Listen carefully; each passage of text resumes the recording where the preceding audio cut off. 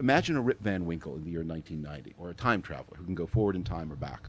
The time traveler steps forward in time 25 years from 1990 to 2015, rubs the sleep out of his eyes, and asks who's running for president. Bush and Clinton. What are they talking about? Iraq and healthcare and the deficit. That doesn't sound like anything has changed. Oh, by the way, who's the biggest jerk in Washington? Newt Gingrich? Nothing's changed. Nothing has changed. The country's changed. In 1990, there's no internet. In 1990, China is poor. In 1990, the Cold War is just barely behind us. The country has changed, but the politics are frozen. Now imagine that time traveler going backwards 25 years from 1990. It's 1965. The cities are ablaze with riots. The most powerful man in Washington is the head of the AFL-CIO. That was a trade union association that it organized workers and helped them get... Anyway, people here may remember. Followed by J. Edgar Hoover. And there were conservative segregationist Democrats, there were liberal Republicans. It was a different world. In a dynamic country like this, things do not stay frozen normally the way they were in politics between 1990 and 2015. Whatever else Donald Trump has done, he has thrown the jigsaw puzzle of American politics up into the air, and a new pattern will land. A pattern that maps better to the country than the frozen politics of the past quarter century, where the same people, often literally the same people, but the same configurations of people, talked about the same things in the same way, even as the world wildly changed around them. Donald Trump has forced this country to confront a series of issues that it was easy for people in the privileged or successful parts of the country to ignore. This terrible drug crisis that has killed more Americans now than the Vietnam War. What is happening to middle-class wages, the crisis of despair and loneliness. If you do polls, I mean, I've become interested in polls that ask questions like, do you have a lot of close friends? And that is like a straight line drop from 1970 to now. I saw a poll the other day that asked the question, have you been outside the home in the past 24 hours? And the proportion of Americans who say no, it's on a rocket rise. That in a country that is more alienated, and it's easy for those of us who live in cities, who are connected, who feel a sense of purpose, not to see this. Donald Trump has forced us to see it, and that's a gift. Donald Trump has has forced people with political affiliations that look increasingly to me old-fashioned, what we used to call the left and what we used to call the right, to take reckonings of ways in which our politics have become obsolete.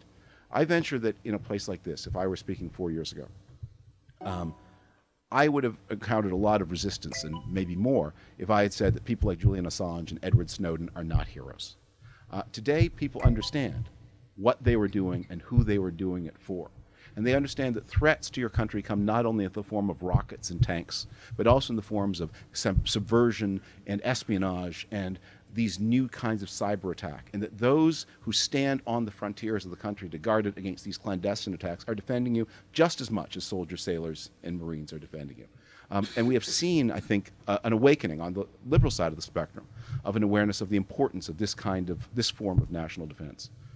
Meanwhile, on my side of the political spectrum, we've had a vice of being kind of understanding of the little unfairnesses of life as just part of the price of being human, the bumps along the road.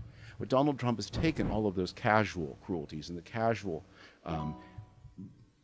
brutishness and the disregard for women and the indifference to people with problems, and has taken it and put it on a jumbotron in front of the nation, and a jumbotron that is on display 24 hours a day, illuminated by the push tweets of the most tweeted man on earth. Look at it, look at it, look at it. Do you like it? Do you like it? And a lot of people who would have, when it was on a very small screen, said, meh, I don't like that at all. That's horrible to see. I won't put up with it anymore. One of the gifts of Donald Trump is he's made America's friends around the world, who often have a difficult relationship with the United States, understand what it means when America steps away from its leadership role. When America says, okay, we are going home, we are going to be inward, and how our friends around the world are left alone.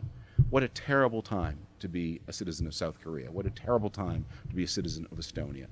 You had protection that you once counted on, and that is now looked like something you can't count on. And you are suddenly forced to confront a world in which its meaning and its structure have been kicked away. A gift, but out of that, they get the understanding of realizing there was a world order that backed by the United States, and it did do mostly good, and we need it back.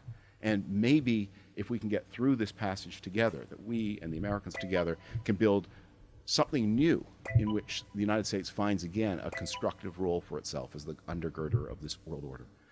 I think that I see a gift in Donald Trump in that it's so often said that presidents make us appreciate the qualities they lacked.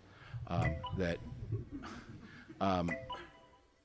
Obama, for whom I did not vote, he had many good qualities, but the people who loved him best said, that the first hour of an Obama analysis was fascinating. The second, still very, very interesting. But by the time you got the 6th or 7th hour of that, powerful analytic intelligence, somebody here needs to make a decision. So we have now the opposite: someone who makes decisions on the toilet without any information. What we have seen, what Donald Trump has forced us to confront, is the importance of our mutuality, our common identity as citizens, of kindness, of respect for each other, and a recognition of the preciousness not just of some but of all.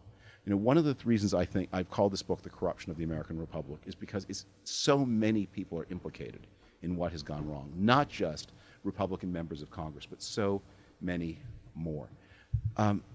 It's a crisis not just of this republic, but of democracy worldwide, because you see across the developed world this democratic recession that began in about 2005 that has reduced the number of democracies and turned countries like Hungary into outright authoritarian states, have put countries like Poland on the downward path, have seen the percentage of the vote that goes to the neo-fascist party in France double between 2002 and 2017. That has seen a neo-fascist party emerge as the second largest party in the Netherlands. That has seen this authoritarian populism re-enter the German parliament, federal parliament, for the first time since the war. Something that makes no one comfortable, Germans least of all. But in this global crisis of democracy, we also have to confront something about this country. Democracy is not a light switch that is on or off. It is not true that automatically, if your democracy begins to deteriorate, the next thing you have is a democratic breakdown like the 1930s. That doesn't happen again. Nothing will happen again like the 1930s. But what we are seeing is this big question about the country, and here's where I'll end and throw it open to your questions.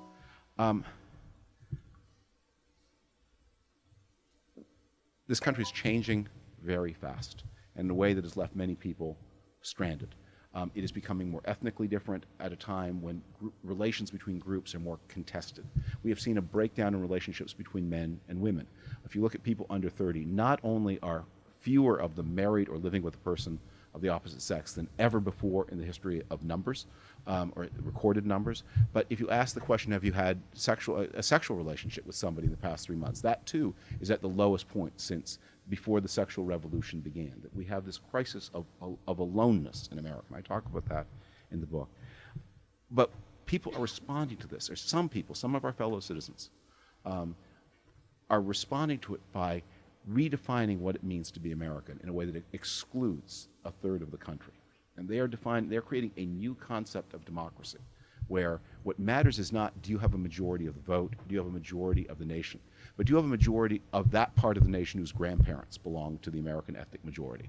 And that is how politics is legitimated, by whether you have a majority of the proper Americans, without regard to all of the so-called proper Americans, without regard to all of the others. That is going to, whatever happens to Donald Trump, that idea is going to be a lasting idea for the 21st century. And it will become, I think, it has already become more explicit than ever before. It will become more explicit again. And the reaction, the defense against Trumpocracy, the system of power, is for people of goodwill to insist on the broadest possible conception of citizenship, the broadest possible conception of rights, based on a new understanding of mutuality, a new reaffirmation of the centrality of the bond of citizenship, not ethnicity, not religion, but the belonging to that American community, precisely because it's kind of arbitrary who is